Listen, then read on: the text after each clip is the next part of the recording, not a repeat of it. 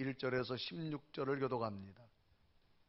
전국은 마치 품꾼을 얻어 포도원에 들여보내려고 이른 아침에 나간 집주인과 같으니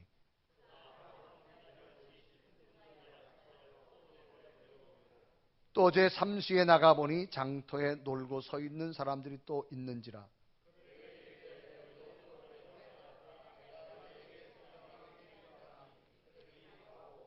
제6시와 제9시에 또 나가 그와 같이 하고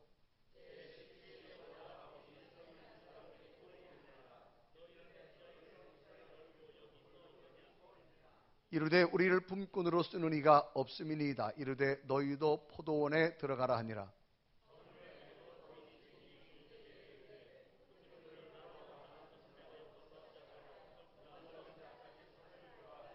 제11시에 온 자들이 와서 한 데나리온씩을 받거늘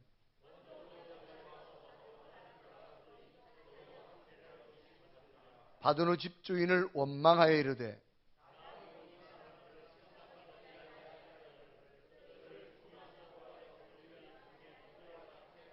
주인이 그 중에 한 사람에게 대답하여 이르되 친구여 내가 내게 잘못한 것이 없노라. 내가 나와 한 데나리온의 약속을 하지 아니하였느냐.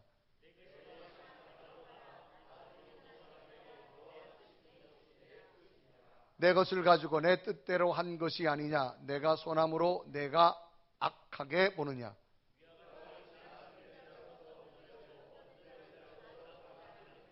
아멘. 오늘 예배하는 여러분에게 주의 평강과 은총이 함께하기를 주님의 이름으로 축원합니다.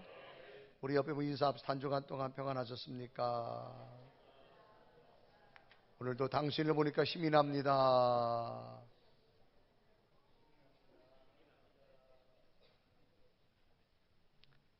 따라합시다. 은혜는 마음이 맑고 얼굴이 밝은 사람에게 찾아온다. 아멘. 그러니까 마음도 맑고 얼굴도 밝게. 다시 한번 옆에 분하고 인사하는데 오늘도 당신을 보니까 힘이 납니다. 시작.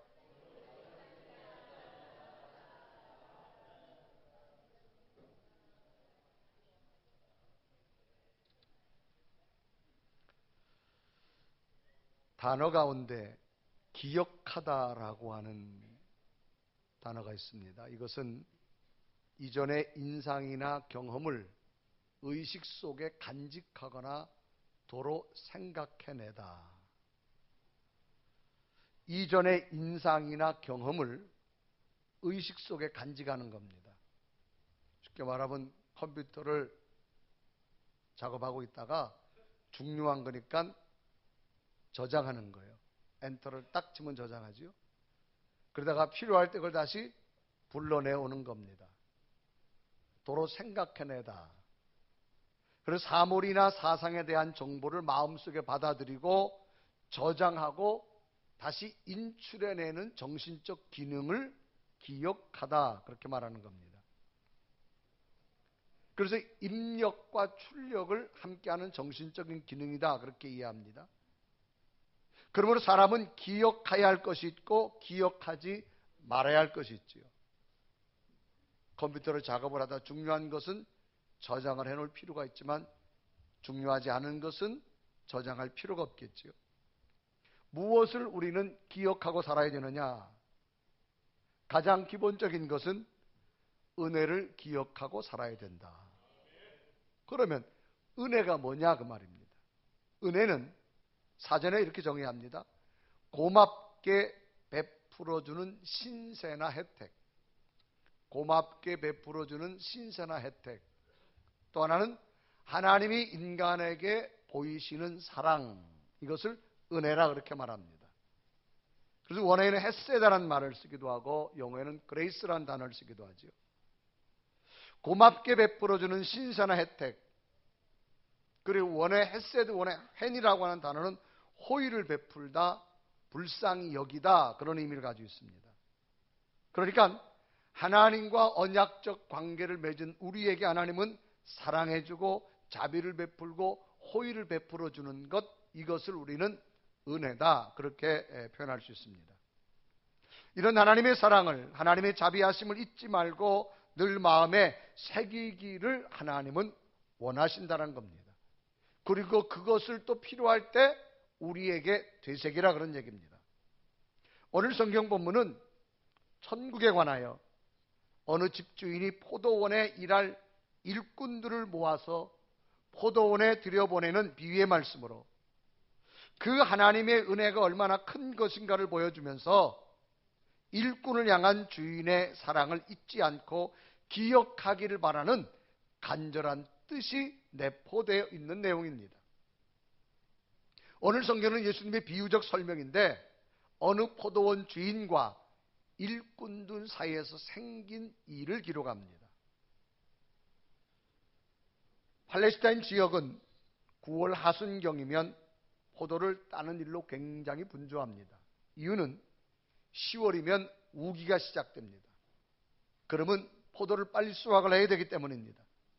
그래서 포도원마다 일손이 굉장히 필요합니다. 그때가 되면 하루 이틀 일할 사람도 많이 고용해가지고 포도원에서 포도를 따기로 합니다. 이런 내용을 배경으로 오늘 본문을 살펴보면 어느 포도원 주인이 포도를 따려는데 일손이 너무 부족한 거예요.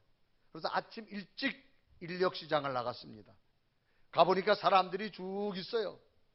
그 중에 그래도 일 잘할 사람을 뽑았습니다. 약속을 합니다. 아침 6시부터 저녁 6시까지 12시간 일을 하면 내가 너에게 은전 한 립, 한 데나리온의 임금을 주겠다. 그렇게 말합니다. 당시 한 데나리온은 노동자의 하루의 임금입니다. 그러니까 아침 일찍 인력시장에서 자기를 불러가길 기다리겠던 사람은 그 수많은 사람이 뽑히니까 얼마나 기분이 좋겠어요. 야호! 하면서 아마 갔을 거예요. 그러다 보니까 일손이 더 딸리는 거예요. 몇 시간 뒤에 일꾼이 또 필요해가지고 인력서가 나오는 사람이 또 있어요. 그때 또 데려갔어요. 또 필요합니다. 12시에도 오후 3시에도 이제 일이 다 끝나 오후 5시가 다 돼갑니다. 그런데도 이 주인이 뭐가 생각났는가 하면 아침에 보니까 인력시장에 사람들이 많았는데 오후 3시까지 와도 사람들이 많았는데 아직도 있는 사람이 있을까? 아마 그들이 염려됐겠죠. 그래서 인력시장을 가보니까 아직도 소송되는 사람이 있어요. 그래서 주인이 물어요. 왜 여기 아직도 있느냐? 그러니까 우리를 뽑아가지고 일꾼으로 쓰는 포도원 주인이 없습니다. 그렇게 말합니다. 그 사람들은 하루 벌어서 하루 먹고 살아간 사람입니다. 그게 너무 안타까워가지고 이 포도원 주인이 5시에 가서도 그 사람을 데리고 옵니다. 이제 그 사람은 1시간만 일을 하면 됩니다. 이제 6시가 됐습니다. 하루 일과가 다 끝날 때 주인은 임금을 줍니다. 임금을 주는데 어떻게 줬느냐? 제일 일찍 온 6시에 온 사람부터 준 것이 아니라 오후 5시 마지막 온 사람부터 임금을 줬습니다. 그런데 그 인부들에게 임금을 주는데 한 데나리온씩 주는 겁니다. 여기서부터 이제 문제가 생기기 시작합니다. 1시간 일한 사람이 한 데나리온을 받는 것을 본 12시간 일한 사람이 1시간 일한 저 사람에게도 한 데나리온을 주니까 나는 12시간 일했으니까 더 주겠다라고 생각을 했는데 아니나 다를까 임금을 받아보니까 자기에게도 똑같이 한 데나리온을 주는 겁니다. 그래서 이 돈을 받은 12시간 일한 사람이 분을 내기 시작합니다. 주인에게 원망을 합니다. 항의를 하기 시작합니다. 이때 장면을 마태복음 20장 11절은 이렇게 기록하죠. 받은 후 집주인을 원망하여 이르되 임금을 받고 화가 났습니다. 이렇게 말하죠. 아니 1시간 일한 사람도 한 데나리온 주는데 왜 나는 12시간 일했는데 이거밖에 안 주느냐고. 그때 주인이 말합니다. 여보시오, 내가 당신한테 잘못한 것 있습니까? 내가 처음에 당신 아침에 데려올 때 우리 집에 12시간 일하면 내가 한 데나리온 준다고 하지 않았습니까? 나는 당연하게 당신에게 임금의 페이를 했습니다. 한 대를 줬습니다. 나는 당신한테 약속을 어긴 거 없었으니까 이 돈 가지고 가시길 바랍니다. 주인이 말하지요. 마태복음 10장 13절에 이러고 합니다. 주인이 그 중에 한 사람에게 대답하여 이르되 친구여 내가 이제 잘못한 것이 없노라. 내가 나와 한 데나리온의 약속을 하지 않았느냐. 이른 아침 일꾼의 모습으로 인력시장의 모습을 소개하죠. 처음에 많은 사람들 가운데 자신이 먼저 뽑혔을 때 이 사람은 얼마나 좋았을까요? 야, 그래도 많은 사람 가운데 내가 오늘 뽑혀서 일을 하는구나. 너무나도 기쁘고 너무나나 즐겁고 하루 종일 일하면서도 좋았을 겁니다.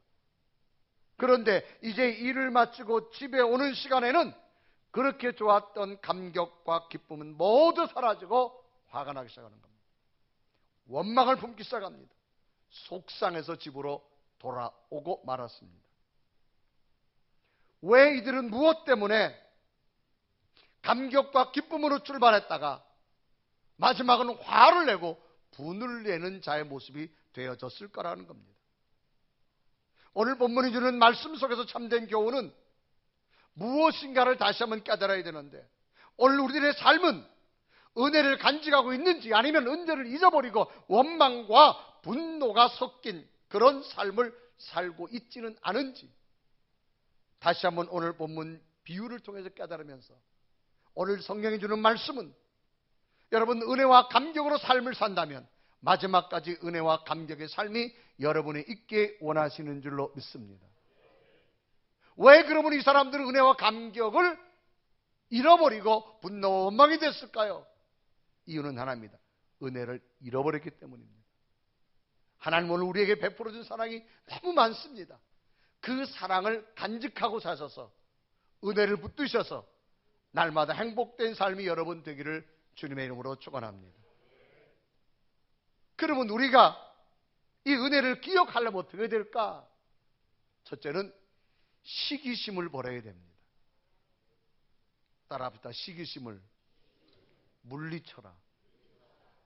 물리친다는 얘기는 언제든지 시기심이 오는데 이걸 내가 없애게 만들어야 됩니다. 이 시기심이 뭐냐? 정신적 기능으로 나타나는 심리적 현상 중에 하나입니다.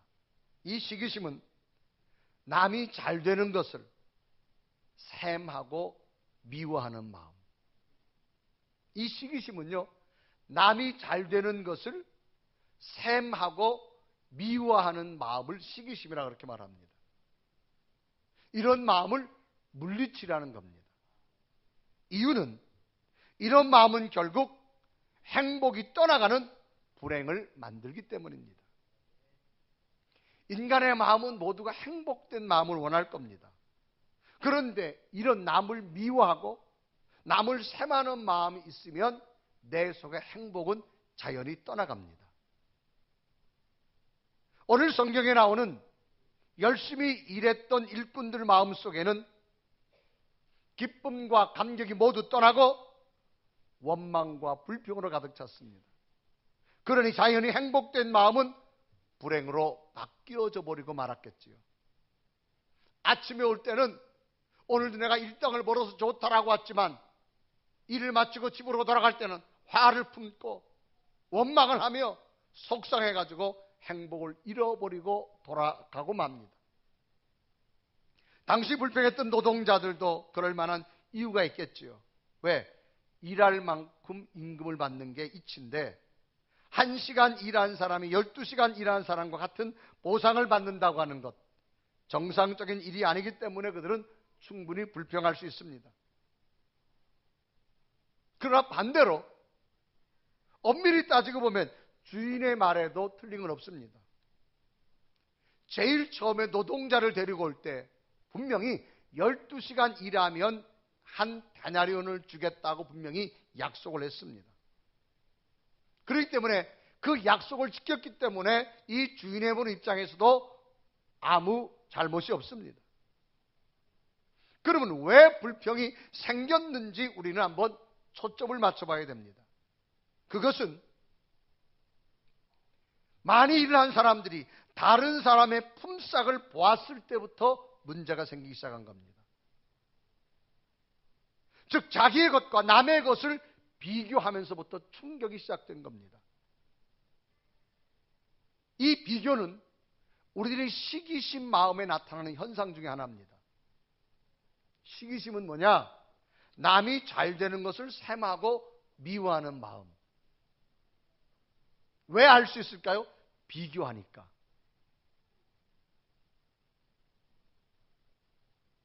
우리 여러분 그런 거 있잖아요. 매를 맞아도 다 맞으면 안 아파요. 나만 맞으면 더 아파요. 이게 참 이상하잖아요.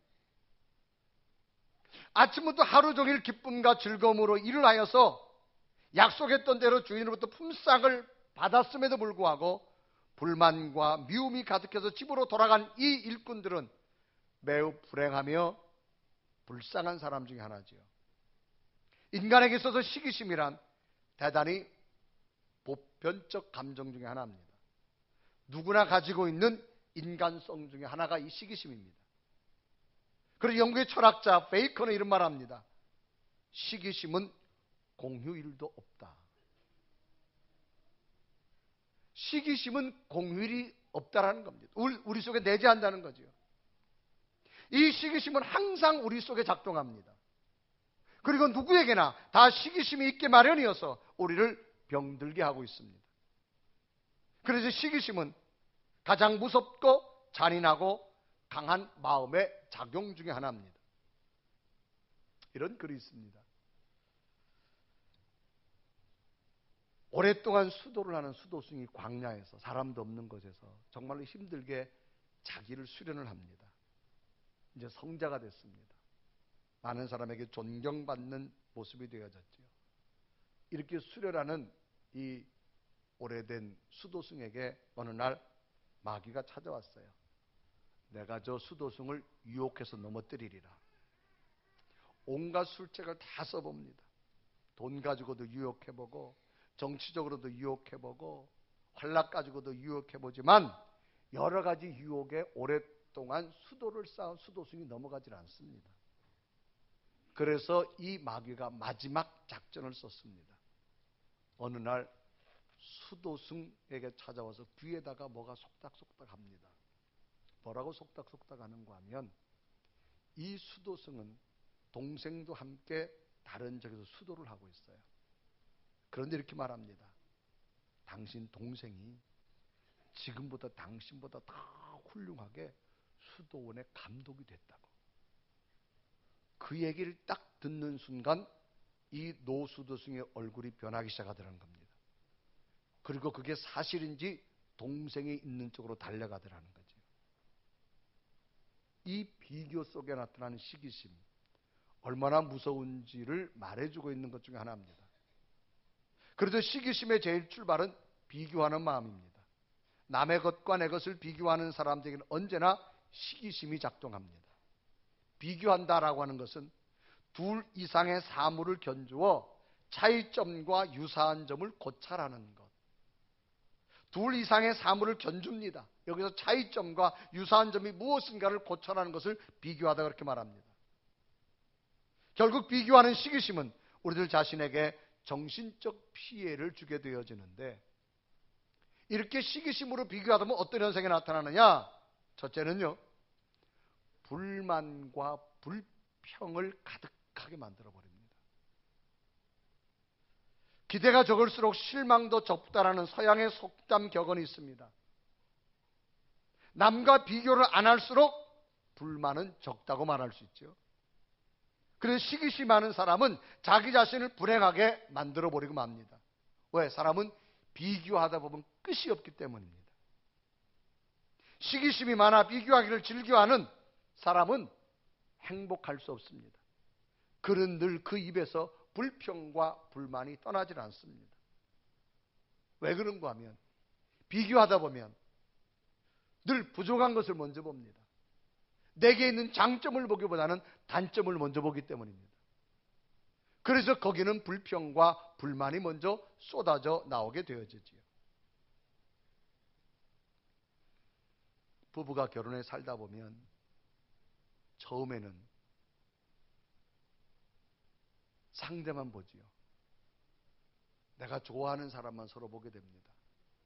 그러나 인생을 좀 살다 보면 이제 다른 사람도 보입니다. 친구 남편도 보이고 친구 아내도 보이고 옆 사람도 보이니까 슬슬 뭐하기 시작하니까 비교하기 시작합니다. 그럼 비교하면 당신은 저 사람마다 이런 것이 있어 참 좋다라고 그렇게 하면 얼마나 좋겠어. 그런데 절대 그건 안 보입니다. 저 집은 저렇게 잘하는데 당신은 왜 그렇게 못하냐로부터 시작합니다. 그러면 사람은 자동적으로 뭐냐? 불평과 불만이 쏟아져 나올 수밖에 없습니다. 불평과 불만이 나오기 시작하면 행복은 떠나기 시작합니다.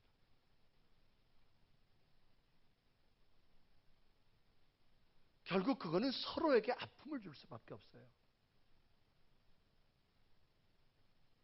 그래서 사람은요, 자기에게 가지고 있는 것을 가지고 먼저 자족할 수 있을 때 그 사람은 행복할 수 있는 자격을 가지고 있습니다.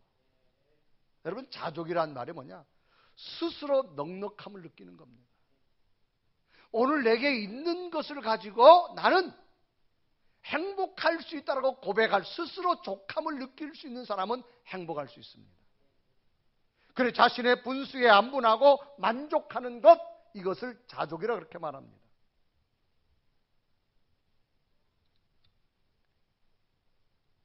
여러분, 자녀들을 키우다 보면 이제 서로 자녀에 대해서 이야기하는 부모들이 많이 있잖아요. 그러면 내 자녀뿐만 아니라 남의 자녀 얘기를 들을 때가 있어요. 그러면 꼭 그 집 자녀와 내 자녀를 비교할 때를 씁니다. 그럼 우리는 어떤 것만 보느냐? 내 자식의 좋은 점을 먼저 보기보다는 저 집 자식의 좋은 점만 먼저 보게 됩니다. 그래서 내 자식의 없는 것에 대해서 속상해하지요. 자, 이런 질문 한번 해볼게요. 콩을 심은데 뭐가 나지요? 팥 심은데 질립니다. 여러분 자녀는 여러분을 닮아서 났습니다. 누구를 탓하겠습니까? 공감하시면 아멘. 본인이 성격이 급하면 자녀도 성격이 급한 거예요. 아니, 콩을 심어놓고 팥 되길 바라는 사람 바보죠. 콩을 심어놓고 콩 중에 제일 좋은 콩 되길 원해요. 그러면 그 사람은 행복할 줄로 믿습니다. 그러면 세상에 팥만 중요하냐? No. 콩 중요할 때가 얼마나 많다고. 팥 중요할 때 따로 있고, 찐빵 할 땐 팥을 넣어야 돼. 찐빵 할 때 팥 넣으면, 콩을 넣으면 절대 안 팔려요. 여러분, 중요한 것은요, 비교하지 마세요. 이 세상에 사람이 손가락 지문 다, 전 세계 사람이 지문이 다 다르다니까. 그래서 여러분, 다른 나라 입국 갈 때 꼭 지문 되잖아요. 이렇게. 지문. 특히 미국은 여러분, 세계 다민족들이 모이다 보니까 그거를 가장 식별할 지문이잖아요. 지문 여러분. 다 달라요. 똑같을 수가 없습니다. 비교하지 마시고. 왜? 사람은 비교하면 좋은 점을 절대 먼저 찾으려고 하지 않는다니까. 꼭 이상하게 나쁜 것만 찾아요. 음식을 먹어도 이 집이 만든 거하고 이 집이 만든 거 비교하기 시작하면 꼭 이 집은 왜 이렇게 맛이 없지? 라고 생각을 먼저 합니다. 왜? 그게 사람의 마음이에요. 그래서 사람은 스스로 행복하려면 자족하시길 바랍니다. 팥은 팥으로 자족할 줄 알고 콩은 콩으로 자족할 줄 아는 여러분 되기를 바랍니다. 사도 바울, 공부를 그렇게 많이 했던 사도 바울도 자족한 거를 알았는데 언제 알았느냐? 예수님을 알고 나니까 자족할 수 있는 능력이 생겼다고 말합니다. 공부한다고 되는 거 아니에요, 여러분. 예수 그리스도가 내 속에 들어오면 사람은 스스로 족할 줄 아는 능력이 생길 줄로 믿습니다. 그래서 사도 바울은 나는 배웠다라고 말합니다. 그래, 빌립보서 4장 11절에 말하죠. 내가 궁핍함으로 말하는 것이 아니라 어떠한 형편에든지 나는 자족하기를 배웠다. 누구한테 배웠느냐? 예수 그리스도 안에 배웠다는 얘기예요. 그래서 바울이 수많은 환난과 고난이 있지만 자족을 하고 나니까 희망이 만들어지고요. 자족하니까 감사가 생겼고요. 자족하니까 긍정이 생겼고요. 인간은 욕심이 언제나 가득 차서 스스로 족할 수 없어요. 예수 그리스도가 내 속에 들어오고 나면 사람은 스스로 족할 수 있는 능력을 배우게 될 줄로 믿습니다. 그래서 사도 바울은 고백하죠. 그 자족함 때문에 나는 내가 살아가는 것이 아니라 오늘 나를 통해 능력 주시는 그분 때문에 살아간다고. 그래서 빌립보 4장 13절에 말하죠. 내게 능력 주시는 자 안에서 내가 모든 것을 할 수 있느니라. 오늘 성경에 나오는 주인으로부터 품삯받은 일꾼들, 집주인을 향해서 감사가 아닙니다. 원망이 아닙니다. 12시간 일하면 분명히 한 데나리온 주겠다 그랬습니다. 그럼 받았으면 감사해야 되잖아요. 누굴 볼 때 일 벌었냐? 비교할 때. 저 사람은 1시간 일했는데 2시간 일했는데 왜 저렇게 많이 주냐고만. 약속을 잊어버리는 거예요. 그래서 마태복음 20장 11절에 말하죠. 받은 후 집주인을 원망하여 이르되. 아니 받았으면 감사해야지. 그래야 그 일꾼을 또 부르지. 감사했는데 입이 한 발 나와가지고 원망만 하면 결국 시기심으로 불행에 끝나버리고 말죠. 자, 이제 돈 받아가지고 집으로 돌아가는 이 사람 기분이 어떨까요? 화가 잔뜩 나갔죠. 화가 나니까 집에 돌아가다가 편의점에 들어 뭐 할까? 뭐 살까? 주로 본인이 잘 사는 것만 찾아 있잖아요. 가다가 화가 나니까 뭐 돌이 있으니 돌도 발로 걷어 차겠지. 근데 너무 또 세게 차가지고 안 빠지는 걸 차가지고 발가락이 부러지고. 집에 가면 여러분 애들을 편하게 하겠어요? 아내를 편하게 하겠어요? 결국 여러분 그 가정은 불행해져 버리고 맙니다. 중요한 것은 여러분 자족하며 살 수 있는 은혜가 있기를 바랍니다. 비교하지 마세요. 나는 나예요. 할렐루야. 내 자식은 내 자식이고. 아멘. 세계는 강대국과 약소국이 있죠. 인도란 나라는 굉장히 미개한 나라 중에 하나였는데 거기 보면 인도를 일으켜 세운 그 간디라고 하는 아주 훌륭한 분이 있죠. 이분이 영국에서 유학을 할 때 일어난 일이라고 합니다. 굉장히 자기 자신을 아주 그냥 자신 있게 살아갔대요. 다른 약소국가들은 늘 학교 와서 그냥 인사도 잘하고 그냥 자기 자신이 위축해 살아가는데 간디는 굉장히 자기 자신을 아주 그냥 힘있게 살아가니까 그 간디를 지도하던 피터스라는 교수가 좀 마음이 안 좋았던 모양이에요. 너무나 당당하게 살아가는 간디가 얄미웠대요. 하루는 간디가 대학 식당에서 점심을 먹는데 어떻게 피터스 교수님하고 옆자리에 앉아서 식사를 했답니다. 그러자 이 피터스 교수가 이런 말을 했대요. 여보게 아직 모르는 모양인데 돼지와 새가 같이 식사하는 일은 없는 것일세. 그렇게 말했어요. 돼지와 새가 같이 식사할 수는 없는 것일세. 그러니까 간디가 재치 있게 응답했습니다. 교수님 걱정하지 마세요. 제가 다른 곳으로 날아가겠습니다.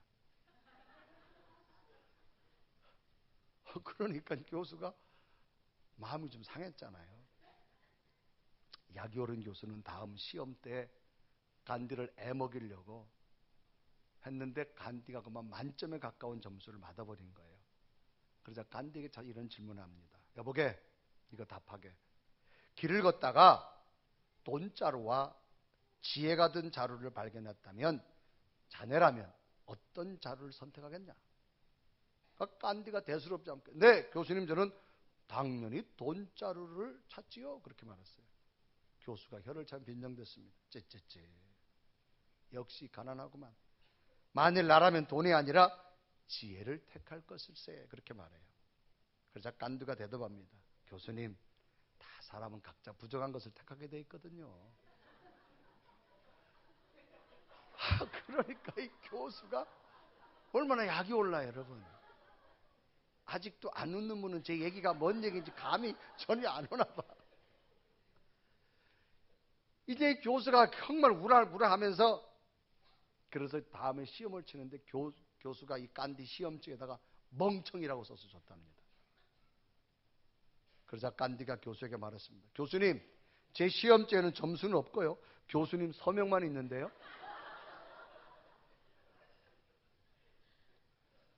여러분, 누군가가 나를 비난하고 나를 상심하게 만드는 것, 그 사람 자유예요. 나 스스로가 나를 자족하며 사시길 바랍니다. 여기에 행복을 만들어갈 수 있는 능력이 임하게 될 줄로 믿습니다.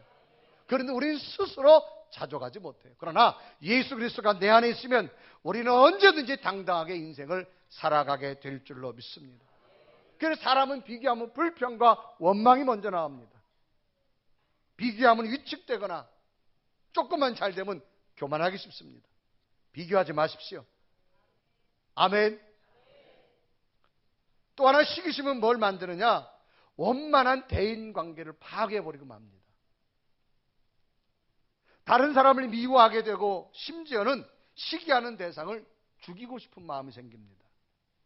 이 시기심은요, 결국 미움을 가져오고 그 마음이 종단에 가서는 사람을 죽이는 일까지 서슴없이 해버립니다.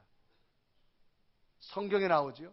창세기 보면 아담과 하와의 아들 가인과 아벨, 형과 동생이 똑같이 하나님 앞에 제사를 드렸는데 하나님은 형의 제사는 안 받고 동생의 제사만 받고 나니까 비교하니까 가인이 동생을 미워하게 해서 결국은 돌로 쳐서 아벨을 죽이는 일이 생기잖아요. 그래서 창세기 4장 8절에 말합니다. 가인이 그의 아우 아벨에게 말하고 그들이 들에 있을 때 가인이 그의 아우 아벨을 쳐 죽이니라. 여러분, 비교하지 마세요. 비교하면 사람과 관계가 다 깨져버립니다.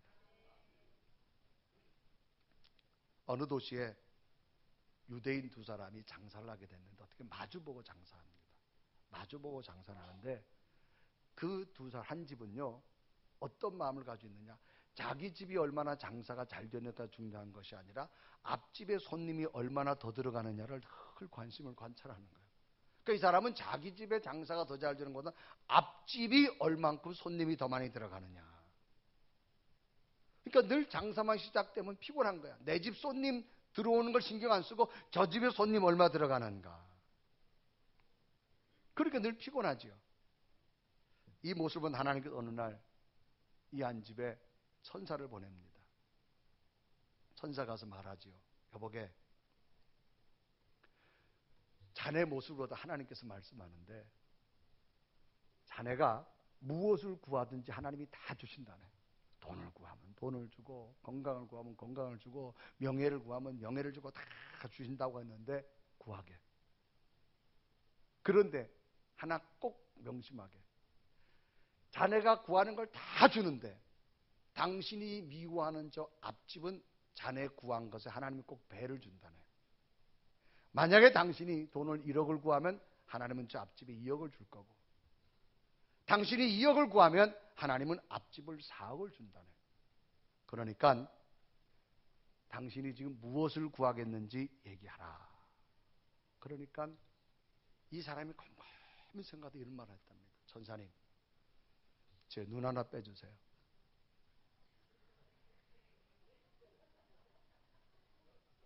여러분, 이게 얼마나 무서운 일이에요. 그래서 시기심의 잔인성을 솔로몬은 죽음으로 가는 무덤과 같다라고 말합니다. 아가에서 8장 6절에 말합니다. 너는 나를 도장같이 마음에 품고 도장같이 팔에 두라. 사랑은 죽음같이 강하고 질투는 스올같이 잔인하며 불길같이 일어나며 그랬습니다. 불길같이 여러분 지옥에 갈 만큼 일어난다 이 말입니다. 이처럼 시기심은요 무섭습니다. 결국 여러분 어떻게 됐어요? 품삯을 줬는데 주인을 향해서 고맙다는 말을 안 하고 얼굴을 붉히고 돌아서면 그 다음에 주인이 그 사람을 쓰겠어요? 안 쓰겠어요? 여러분 같으면 쓰겠어요? 안 쓰겠어요? 관계가 깨지는 거예요, 여러분. 그러면 그걸 원망하면 그 사람 관계 깨지나 주변에 있던 사람과도 관계가 깨져버리고 맙니다. 여러분, 절대 시기심 가지고 비교하지 마시기를 바랍니다. 여러분, 자동차가 부딪히나 생각해 보세요. 내 자동차는 무지무지 좋으니까 저 상대 자동차를 내가 팍 치리라. 여러분, 어느 자동차나 부딪히면 부서지게 되어 있습니다. 저 자동차만 부서지는 게 아니라 내 자동차도 부서집니다. 사람은 미워하는 마음, 시기심을 가지고 있으면 저 자동차를 치고 싶지만 너 자신도 부서진다는 사실을 꼭 기억하길 바랍니다. 그런데 사람은요, 거기에 생각 안 해요. 나는 강하니까 저 사람만 부서질 거라 생각하죠. 너 그렇지 않습니다. 함께 부서집니다. 결국 어떻게 됩니까? 불행해지고 맙니다. 여러분, 비교하지 마시고 시기하지 않는 여러분 마음이 꼭 되기를 바랍니다. 결국 비교하고 시기하면요, 하나님과 관계도 멀어집니다. 하루 종일 일한 일꾼들은 일할 기회를 준 데 대해서 감사하기는커녕 많은 원망을 하고 돌아갔습니다. 그러니 더 이상 주인과 관계가 원활할 수가 없죠. 시기심을 갖고 있으면 하나님 관계가 떨어져 나갑니다. 시기심이 가득 차면 하나님 주신 것을 잃어버리고 맙니다. 그래서 하나님 앞에 감사할 수 없고 기쁨을 만들어갈 수 없습니다. 오늘 성경에 나오는 포도원 주인은 하나님을 말합니다. 오늘 우리에게 하나님이 주신 것이 얼마나 많습니까? 원망하지 마시고 주신 것 가지고 감사하며 사십시오. 만약에 제 생각 그럴 것 같아요. 1시간 일하는 사람 $1 줬어요. 마지막에 12시간 일하는 사람이 $1 줬을 때 만약에 그 사람이 감사합니다. 인사 3번 했으면 이리 와 미안해. 더 줄 것 같아. 택시비라도 줄 것 같아. 이해되시면 아멘. 여러분, 결국 시기심은요, 불평과 원망만 만들고 대인관계도 깨지고 하나님 관계를 깨져요. 왜 시기심이 생길까? 하나님의 은혜를 잊어버리기 때문에 그래요. 왜 12시간 일한 사람이 이렇게 원망과 분노가 됐어요? 주인이 나를 베풀어준 은혜를 잊어버리더라 이 말이에요. 남들과 자꾸 비교하니까. 비교하지 마세요. 나는 나고 나는 나라고 하는 속에서 자족하며 사시길 바랍니다. 그래서 은혜를 기억하려면 어떻게 해야 되느냐? 큰 사랑을 발견할 줄 알아야 됩니다. 여러분, 발견이란 말은 찾아내는 거예요. 오늘 본문의 주인은 일자리가 없어 아침부터 인력상에 나와서 소송되는 사람들을 찾아가는 데서부터 사랑하는 마음을 알 수가 있어요. 자신들을 일꾼으로 써가는 사람들이 없다라고 인력상 사람들이 말합니다. 마태복음 20장 7절에 말하죠. 이르되 우리를 품꾼으로 쓰는 이가 없음이니이다. 이르되 너희도 포도원에 들어가라. 나를 써주는 사람이 없다 이 말이에요. 일할 곳이 없는 일꾼들의 마음은 너무나도 허탈하고 초조하고 불안해했습니다.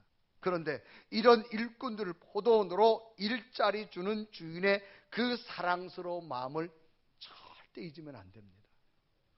그런데도 그 주인의 사랑을 잃어버리고 나서 금방 원망이 쏟아져 나오죠. 돈을 받고서도 원망하잖아요. 마태복음 20장 11절에 말하죠. 받은 후 집주인을 원망하여 이르되. 돈을 안 줬으면 몰라요. 당연히 줬는데도 받고도 원망하는 겁니다. 왜 원망이 나올까요? 그 사랑을 잊었기 때문에. 정말 자신들의 일거리가 없어서 너무나도 힘들 때 자신에게 찾아와서 일거리를 준 그 사랑을 잊었다 이 말입니다. 오늘을 사랑하는 여러분, 오늘 우리가 여기까지 건강하게 살아올 수 있는 이유는 무엇일까요? 보이지 않는 하나님의 손길입니다.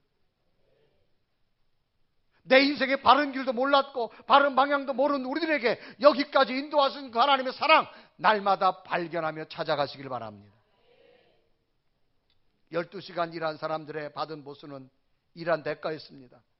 그래서 그 일한 대가를 받기 위해서 대가만 생각하고 일을 했습니다. 그러나 1시간 일한 사람은 전혀 생각하지 않았습니다. 나를 1시간만 써준 것도 감사하다 그 말이죠. 이때 당시 유대인들은 뭐냐? 자기들이 율법을 지키고 선하게 살면 자기들의 공로로 구원을 받을 수 있다고 생각한 것. 마치 12시간 일한 사람은 똑같습니다. 나는 12시간 일했기 때문에 당연히 돈 받아야 됩니다라고 생각한 사람이에요. 오늘 우리들은 누굴까요? 우리들의 삶을 되돌아보세요. 어찌 우리의 삶이 하나님 앞에 우리의 행위로 우리의 의로움으로 구원받을 수 생각합니까? 우리는 1시간밖에 일한 자입니다. 하나님의 은혜로 살아왔음을 믿습니다. 그러므로 여러분, 그 하나님의 은혜를 발견할 수 있는 믿음이 우리에게 필요합니다. 여러분, 발견이라는 말은 미처 찾지 못하거나 알려지지 않은 것을 찾아내는 것을 말합니다. 주인이 기뻐하는 것이 무엇일까요? 원망하고 돌아가는 자를 주인이 기뻐할 것입니다. 얼마나 가슴 아파합니까? 주인이 준 것을 받아가지고 기뻐하는 일꾼들을 주인이 바라보고 기뻐한다 이 말입니다. 하나님은 우리에게 너무나 많은 걸 주었어요. 우리 공로로 여기까지 살아온 거 아닙니다. 우리 늘 부족합니다. 그러나 하나님의 전적인 은혜입니다. 그러므로 여러분, 그 사랑을 발견하고 사십시오. 우리가 주신 것을 잊어버리지 않고 간직하고 감사하고 행복하면 하나님 반드시 더 큰 걸 주실 줄로 믿습니다. 오늘을 사랑하는 여러분, 은혜를 꼭 간직하셔서 행복만큼은 여러분 만들어가는 여러분 되기를 바랍니다. 시기심 물리치세요. 비교하지 마세요. 결국 불평과 불만과 관계가 깨지고 하나님과 멀어집니다. 우리가 해야 될 것이 무엇일까요? 하나님의 큰 사랑 발견하시기를 바랍니다. 여러분 주변을 가만히 보세요.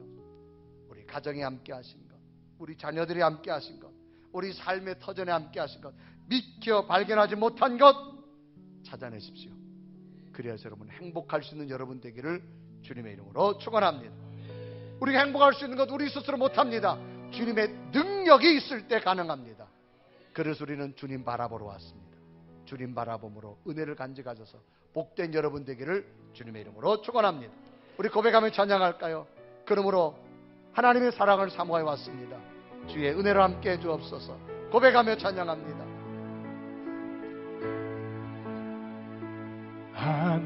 하나님의 사랑을 사모하는 자, 하나님의 평안을 바라보는 자, 너의 모든 것 창조하신 우리 주님이 너를 얼마나 사랑하시는지 하나님께 찬양과 경배하는 자, 하나님께 찬양과 하나님의 선하심을 닮아가는 자,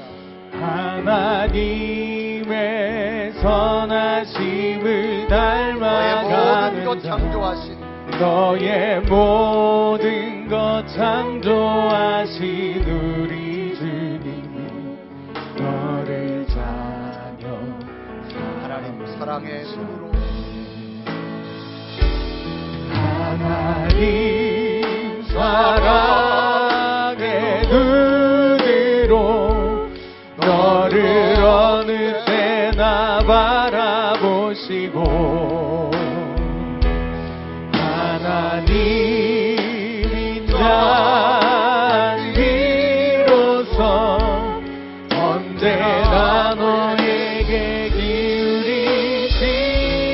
기울이시니 어두움에 밝은 빛을 비춰주시고 너의 작은 신음에도 응답하시니 너는 어느 곳에 있든 이들을 향하고 주만 바라볼지라. 우리 다 같이 눈을 감으시고 우리들의 심령을 한번 감안해 보십시오. 나는 하나님의 은혜를 얼마나 발견하고 있는지. 왜 우리가 속상해 할까요? 불평하고 원망할까요? 자꾸 비교하면서 시기심 때문에 그렇습니다. 남을 바라보기 때문에 그렇습니다. 신앙은 나를 바라보는 겁니다. 내가 주신 것 감사하고 기뻐하고 살면 하나님은 언제나 더 큰 거 주십니다. 12시간 일한 사람은 임금을 받고도 속상했습니다. 그러나 1시간 일하고 많은 걸 받은 사람은 얼마나 감사한지 머리를 들 수가 없었어요. 우리 공로로 절대 구원 못 받습니다. 우리가 반듯하게 살아 여기까지 왔습니까? 아닙니다. 하나님의 인도하심이었습니다. 여러분, 비교하지 마시고 우리 가정에 주신 것, 하나님의 은혜를 발견하시길 바랍니다.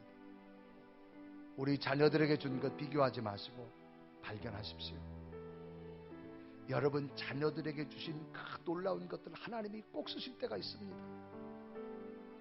그걸 위해서 여러분 기도하십시오. 남의 자식을 보며 비교하며 속상해하지 마십시오. 하나님 우리 자녀에게 주신 고유의 그 아름다운 은사와 재능, 성품, 하나님이 또 하나님 아름답게 쓰실 줄로 믿사오니 주님 복된 길 인도해 달라고 기도하십시오. 하나님이 함께 해주실 줄로 믿습니다. 하나님 은혜를 내가 잊어버린 자가 되지 말게 하시고 은혜를 찾아서 늘 주어진 삶이 감사, 감격, 행복한 만드는 내 삶과 내 가정과 내 믿음이 되게 달라고 우리 간절한 모습으로 고백하며 기도 드리겠습니다. 살아계신 하나님, 이 시간도 주 앞에 사랑의 눈으로 주님 때문에 우리 감사합니다. 주님 때문에 우리 바라보시고 어리석은 자처럼 내 행위 때문에 나 때문에 내가 구원받는다고 자 비로소 하나님의 은혜 언제나 너에게 기울이시니 나를 세우시고 나를 인도하시고 하나님의 사랑으로 나를 붙잡아주시고 밝은 빛을 비춰주시고 우리 가정에 너의 작은 믿음에도 응답하시니